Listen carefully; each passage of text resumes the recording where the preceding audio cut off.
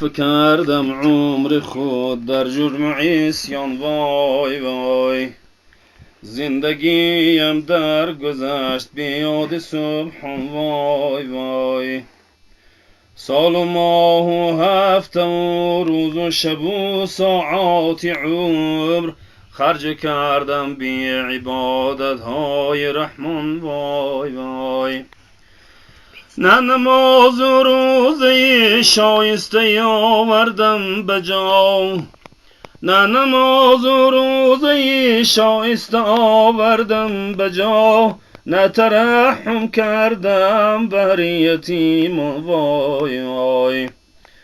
نه ادای خدمتی مادر پدر کردم دمی، نه که دادم پاره نانی به ایشان، وای وای. نه ز روی شفقتی بر